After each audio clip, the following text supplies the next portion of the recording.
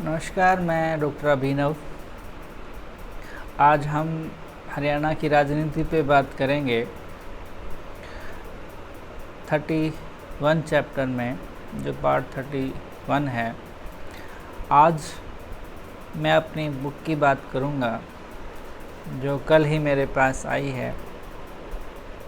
Title है हरियाणा में राजनीति, एक राजनीतिक चेतना, जिसे पेन टू प्रिंट नई दिल्ली ने प्रकाशित किया है और जिसका मूल्य है 499 रुपये।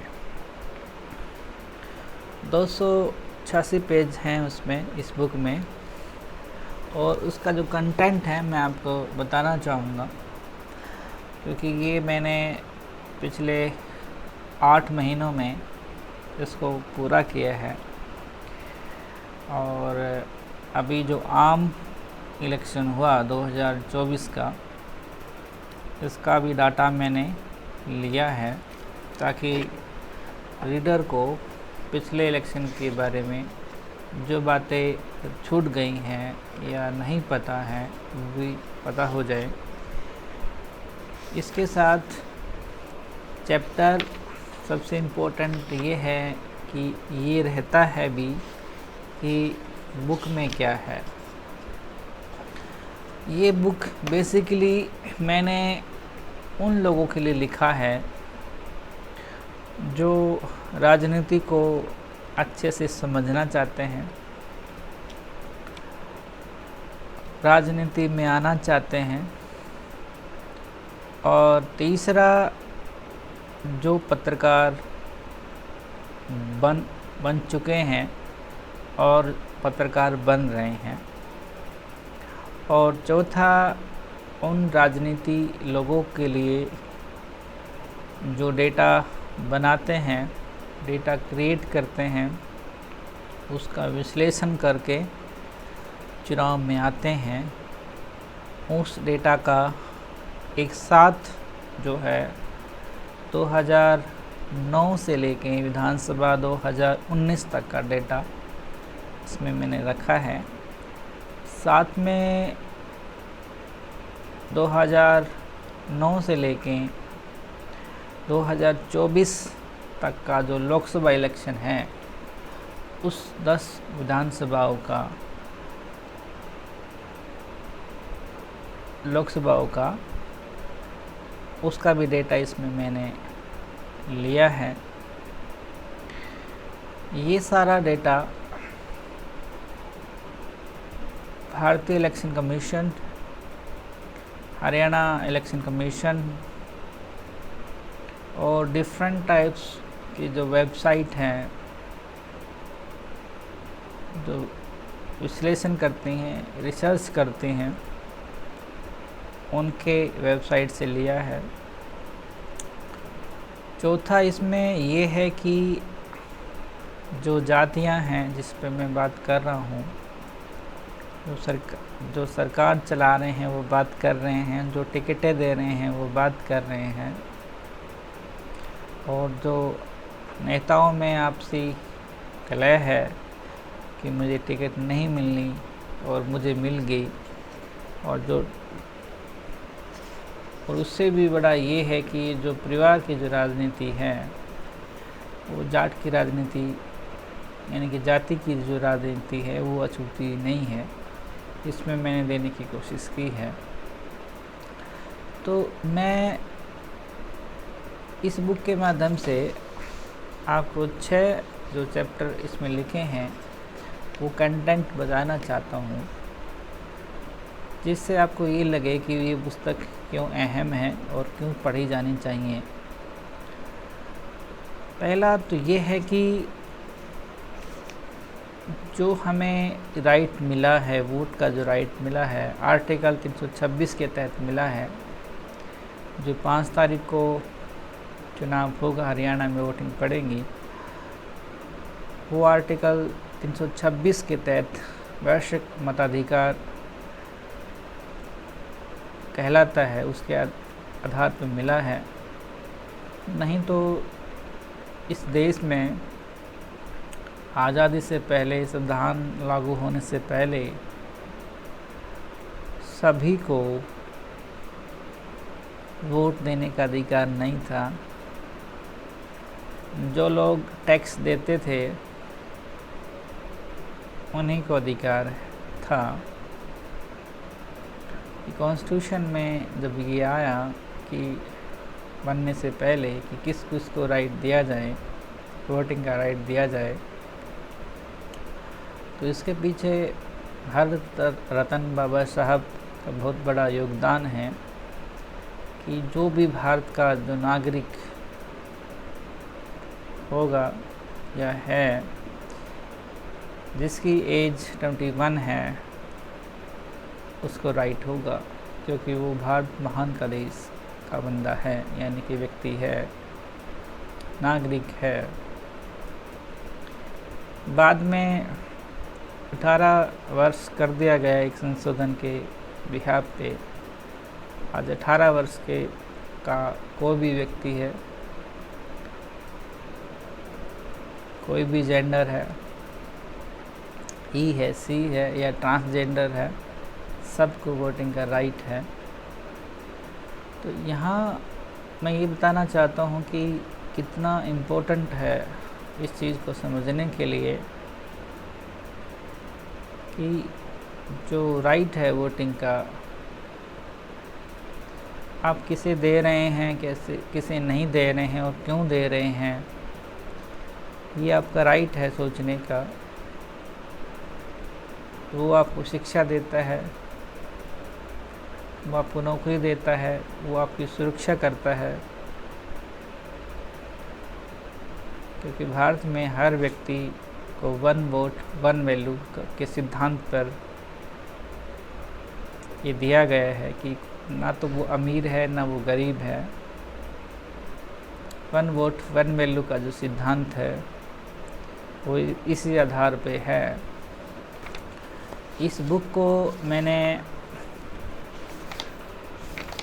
हरियाणा के प्रत्येक जनमानस को समर्पित किया है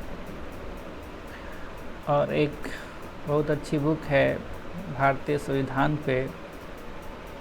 उस बुक का मैंने इस पे कोट किया है कि देश की आज़ादी 15 अगस्त 1947 के बाद सबसे बड़ी क्रांति यह थी कि लोकसभा तथा राज्यों के विधानसभाओं के निर्वाचन के लिए सार्वजनिक वयस्क मताधिकार को अपनाया गया।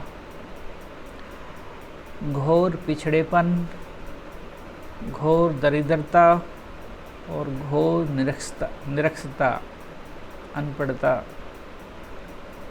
वाले नए नए स्वाधीन हुए देश में हर नागरिक को जिसकी आयु 21 वर्ष से कम न हो, अब घटा कर कम 18 वर्ष कर दी गई है, और जो किसी विधि के अधीन निवास न हो, वोट का अधिकार या भ्रष्ट या अवैध आचरण के आधार पर अन्यथा अयोग्य न हो, वोट का अधिकार देना संविधान निर्माताओं के लिए एक बहुत बड़ी आस्था और जनसाधारण में विश्वास का काम था। ये भारत के नागरिकों, हरियाणा के और भारत के नागरिकों को के लिए बहुत बड़ी बात थी कि संविधान के निर्माताओं ने संविधान में आर्टिकल 326 रखा, जिसके अंतर्गत सभी लोगों को वैश्विक मताधिकार दिया गया, और एक आस्था रखी कि भारत की आने वाली पीढ़ी भारत को एक सभ्य उन्नत देश बनाने के लिए ऐसी सरकार का चुनाव करेंगे, ऐसी पॉलिटिकल पार्टीज़ को वोट देंगे जो उनको इन चीज़ों से उनकी पीढ़ियों को निकाल सकें। अब बुक में का जो पहला चैप्टर है मैं उस पर आना चाहूँगा। पहले चैप्टर में इम्पोर्टेंट ये है कि प्रगति की ओर अग्रसर हरियाणा। प्रत्येक शिक्षित और कम अशिक्षित व्यक्ति को ये पता होना चाहिए कि सरकार क्या है। सरकार से पहले हरियाणा की भौगोलिक स्थिति क्या है और जनसंख्या कितनी है, इस पे बात की है। हरियाणा में बहुत सारे धर्म हैं, उन पे बात की है। दूसरा, धर्म पे भी बात की है, बौद्ध धर्म, उस पे बात की है। हरियाणा की सामाजिक व्यवस्था पे बात की है, जैसे कि जातियां जो हैं वो सामाजिक व्यवस्था के अंतर्गत आती हैं, उस पे बात की है।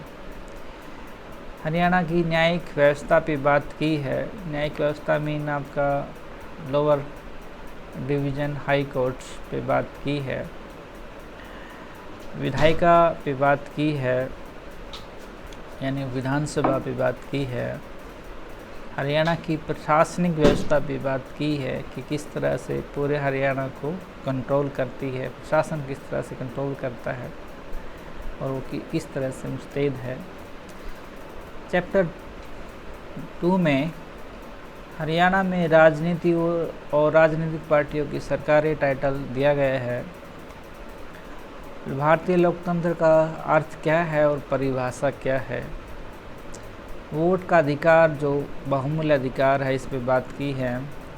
हरियाणा राज्य चुनाव पे बात की है। जन प्रतिनिधित्व अधिनियम जो 1951 का है, उस पे बात की है। जैसे कि अभी जितने भी पॉलिटिकल पार्टीज़ के लीडर नामांकन कर रहे हैं और निर्दलीय नामांकन कर रहे हैं, ये जन प्रतिनिधित्व एक्ट है, इसके तहत आता है ये। और चुनाव नामांकन प्रक्रिया, इस पे बात की है, इसी के तहत ही। हरियाणा में राजनीतिक जो पंजीकृत राजनीतिक दल हैं, उस पे बात की है। और इन दलों में से या पूर्व के दलों की जो सरकारें रही हैं, उस पे बात की है। हरियाणा में 123 जातियां हैं और उन जातियों में जो राजनीतिक चेतना है, किन किन जातियों में राजनीतिक चेतना है, मैं समझता हूँ कि मैंने 8-10 जातियों पे बात की है। आप उसको बढ़ा सकते हैं जितना आप जान सकते हैं, क्योंकि एक लिमिट होती है कि, लेकिन मेरी जो जानकारी है, जो चेतना है राजनीति में, इन जातियों में बहुत ज़्यादा है बाकी जातियों की अपेक्षा। जाति आधारित राजनीति पे बात की है। 123 जातियां हैं, तो जाति आधारित राजनीति भी है, इस पे भी बात की है। राजनेताओं में जो अदला बदली है, उस पर भी बात की है। भारत सरकार पे जो कर्ज है, उस पर भी बात की है। हरियाणा सरकार पर जो कर्ज है, उस पर बात की है। और राजनीतिक दलों की जो आय हैं, ADR की जो रिपोर्ट है, उस पर बात की है। देखिए, हरियाणा सरकार और भारत सरकार, दूसरी भी सरकारें बड़े लॉस में चल रही हैं। भारत सरकार बहुत लॉस में चल रहा है भारत सरकार पे, और हरियाणा सरकार पे भी लोन है, तो उस पे कितना है, इस पे बात की है। चुनावी बांड और राजनीतिक दल पे बात की है। ये अभी पिछले 2-3 महीने का बड़ा इशू था, किस पॉलिटिकल पार्टी को कितना पैसा किसने दिया, चुनावी बांड इन्हें पैसा दिया, उस पे बात की है। और जो बहुजन समाज जो पार्टी है, जो राष्ट्रीय पार्टी है, वो चुनावी बांड नहीं लेती है, क्योंकि उनका ये मानना है कि चुनावी बांड किसी कंपनी, व्यक्ति, संस्था से अगर लेते हैं तो पॉलिसी उसके अनुसार बनती है और इससे जनसाधारण का नुकसान होता है। ये चैप्टर 2 के विषय हैं। तीसरे चैप्टर में परिसीमन आयोग, राज्यसभा, लोकसभा एवं विधानसभा की सीटों पर बात की है। एक वोट एक मूल्य पे बात की है। परिसीमन आयोग का मतलब है कि लोकसभा और राज्यों की विधानसभाओं की सीटें समय समय पर घटती हैं और बढ़ती हैं। 1952, 1933 और 1972, 2002 में ये 4 परिसीमन आए हैं, इन पे बात की है। अभी 2 साल के बाद परिसीमन आएगा जिसमें सीटें बढ़ेंगी हरियाणा में या घटेंगी या सीटों की अदला बदली होगी, ये इसी आधार पे होगा। हरियाणा में राज्यसभा की 5 सीटें हैं, इस पर बात की है। हरियाणा में लोकसभा की 10 सीटें हैं, इस पर बात की है। हरियाणा में विधानसभा की 90 सीटें हैं, कौन कौन सी हैं इस पर बात की है। और हरियाणा में जो 90 सीटों में से जो 17 सीटें आरक्षित सीटें हैं उन पे बात की है, यानी उनका नाम लिखे हैं। नोटा अर्थात उपरोक्त में से कोई नहीं। अभी जो इलेक्शन होगा उसमें से बहुत सारे जो लोग हैं, जैसे हम विधानसभाओं पे डिस्कस करते हैं कि उन्होंने नोटा को चूज किया है, तो इस पे बात की है, ये क्यों है और क्यों रखा गया है। चैप्टर 4 में संसदीय सीटों के अंतर्गत विधानसभा एवं जाति समीकरण पे बात की है। अम्बाला जो लोकसभा है उसमें कितनी विधानसभाएं हैं और जाति समीकरण क्या है, ये बात की है।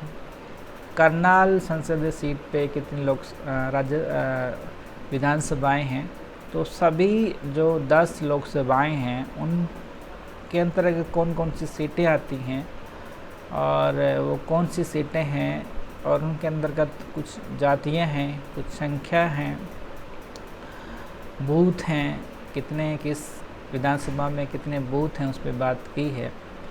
चैप्टर 5 में हरियाणा विधानसभा चुनाव परिणाम पे बात की है, जिसमें 2019 के चुनाव परिणाम पे बात की है, 14 पे की है और 9 पे की है, डेटा के अकॉर्डिंग की है। जैसे हम बात करते हैं, जैसे मैं आपको विश्लेषण करके बताता हूँ अपने एपिसोड में।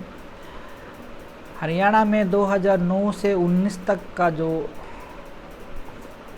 समय है उसमें जो निर्दलीय विधायक हैं कितने चुने गए हैं उस पे बात की है।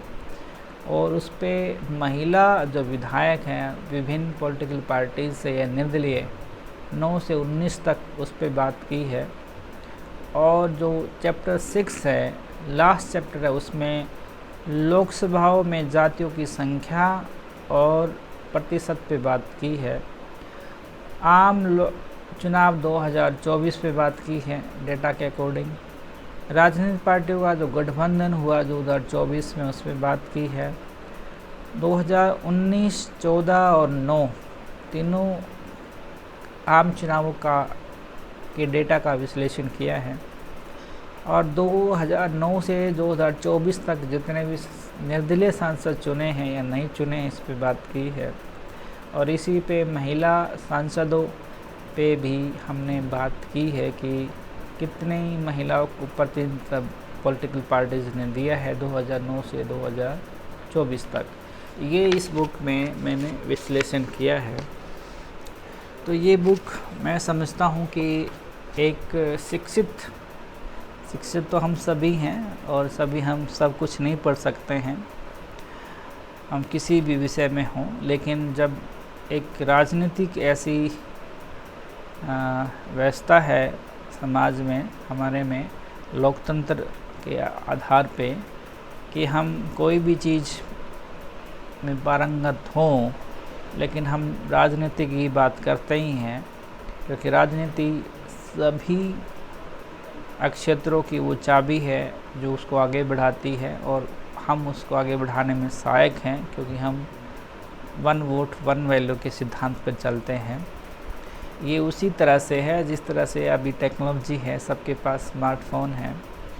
अगर आपको नहीं चलाना आता है तो ये आपके आधार पे है कि आप उसको नहीं चलाओ या नहीं चला रहे हो, तो आपका जो समय है और आपके परिवार का जो समय है वो आप सूचनाओं से वंचित होते हो। लेकिन हमें सीखना ही पड़ता है, क्योंकि लाइफ हमारी वही है कि हम हर समय और हर घड़ी अपने लिए, अपने परिवार के लिए सीखें, चाहे वो कोई भी क्षेत्र है। तो राजनीति भी एक ऐसा क्षेत्र है जिसको हम पोसते हैं, पालते हैं, और हम किसी अपने प्रतिनिधित्व को देखें अपने क्षेत्र से वोट देते हैं और उसको असेंबली में भेजते हैं, और वो जो प्रतिनिधित्व है वो हमारे क्षेत्र की आवाज़ बुलंद करता है, हमारे लिए सड़कें बनाता है, हमारे लिए ब्रिज बनाता है, हमारे लिए शिक्षण संस्थान